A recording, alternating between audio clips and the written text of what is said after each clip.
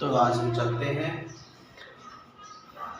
7/9/2024 class 9 subject math first exercise 3.1।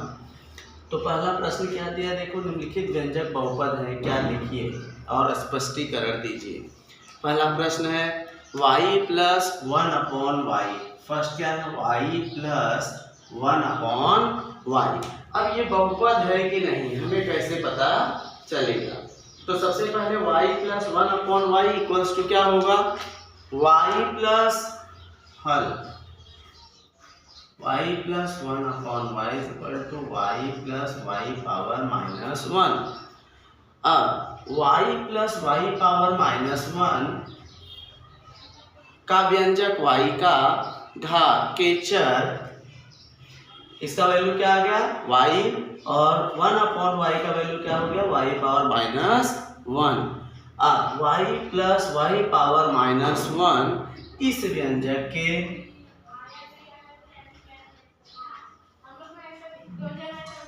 चर y का घातांक ऋण 1, y का घातांक क्या आ गया -1, और ऋण 1 यह पूर्ण संख्या नहीं है, इसलिए y प्लस 1/y यह बहुपद नहीं है। पहले प्रश्न का उत्तर हो गया। अब हम दूसरा प्रश्न देखते हैं। दूसरे प्रश्न के लिए देखो क्या लिखा हुआ है। दूसरा प्रश्न इस प्रकार से है, क्वेश्चन नंबर यही है, सेकेंड है 2 माइनस 5√x, 2 माइनस 5√x। अब देखो 2 माइनस 5√x का वैल्यू क्या हो गया, अब डायरेक्ट हम हल करते हैं। 2 minus 5√x, 2 minus 5 under root का मतलब होता है पावर 1/2, तो हो गया 2 minus x 5x power 1/2।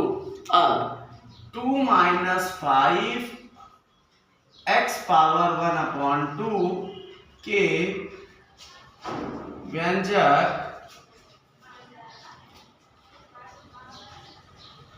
2 minus 5x power 1/2 इस व्यंजक के चर x का घातांक 1/2, x का घातांक x 1/2 है, और 1/2 यह पूर्ण संख्या नहीं है, इसलिए 2 माइनस 5√x यह बहुपद नहीं है। इसका भी उत्तर हमें मिल गया। अब हम चलते हैं प्रश्न क्रमांक 3, x²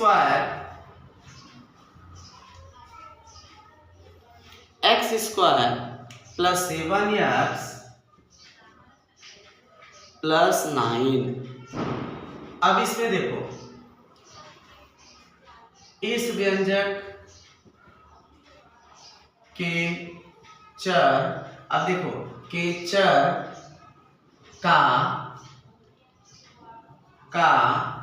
घातांक क्या क्या दिया है, 2 1 0 है, 2 1 0 यह पूर्ण संख्या है। ये क्या है, पूर्ण संख्या है, इसलिए x² प्लस 7x प्लस 9 यह बहुपद है। तो हमारा 3 प्रश्न मिल गया। अब हम चलते हैं प्रश्न क्रमांक 4 पे। 2m² plus 7m। अब देखो इसका घातांक क्या था 2 1 0, तो इसलिए यह हो गया बहुपद। अब हम चलते हैं प्रश्न क्रमांक 4। चौथा क्या लिखा है देखो 2m square plus 7m minus 5, 2m square plus 7m minus 5 इस प्रकार से दिया है। 2m power minus 2, m power minus 2 इस व्यंजक के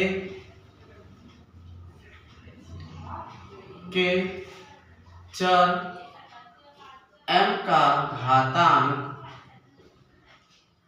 -2, इसका घातांक क्या है -2 है, और ऋण 2 यह पूर्ण संख्या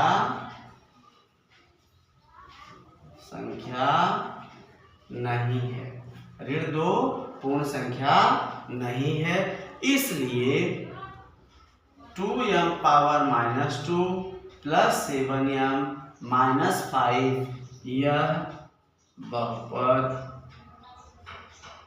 नहीं है। तो हमारा चौथे प्रश्न का भी उत्तर हो गया। देखो 2m पावर -2 दिया है और -2 जो होता है वह पूर्ण संख्या नहीं होता, क्योंकि पूर्ण संख्या कहाँ से शुरू होता है 0 से। ऋणात्मक संख्याएं जो होती हैं पूर्ण संख्या नहीं होती। अगला प्रश्न है हमारा पांचवा दिया है 10। अब देखो 10 क्या है, 10 बराबर हम लिख सकते हैं 10 जो है 10 को हम लिख सकते हैं 10 गुणे x घाते 0 बराबर 10 गुणे 1 बराबर 10। अब देखो इस x का घात क्या है यहाँ पे 0, अब यहाँ लिखोगे इसलिए 10 का घात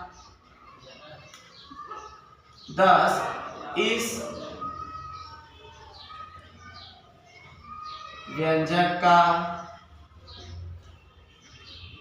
घात 0 है। 10 इस व्यंजक में चर का घात 0 है, और 0 क्या है 0 पूर्ण संख्या है। 0 क्या है 0 पूर्ण संख्या है, इसलिए 10 यह बहुपद है। तो हमारा पहले प्रश्न का 5 प्रश्न हो गए पहले क्वेश्चन का। अब हम सेकेंड प्रश्न चलते हैं। सेकेंड प्रश्न क्या है, निम्नलिखित प्रत्येक बहुपद में m क्यूब का गुणांक लिखिए। थर्ड क्वेश्चन के बाद हमारा सेकेंड क्या चल रहा है, निम्नलिखित प्रत्येक बहुपद में। तो हम लोग देखो प्रश्न क्रमांक 2, निम्नलिखित प्रत्येक बहुपद में, हाँ थोड़ा सीधा करना है ना। लोग आज चलते हैं अगला प्रश्न। प्रश्न क्रमांक 2, निम्नलिखित प्रत्येक बहुपद में m क्यूब का गुणांक लिखिए। अब देखो जिसमें एक ही पद हो, एक ही चरांक हो, उसे एक पदी कहते हैं। तो m क्यूब क्या है, यह एक पदी है। अब m क्यूब में किससे गुणा किया गया है 1 से, तो m क्यूब का गुणांक क्या होगा बराबर 1 इंटू m क्यूब। तो m क्यूब का गुणांक क्या हुआ, इसलिए लिखोगे m क्यूब का गुणांक 1 है। पहला प्रश्न हमें मिल गया। अब दूसरा -2/3/2 प्लस m। दूसरा प्रश्न क्या है -3/2 प्लस m।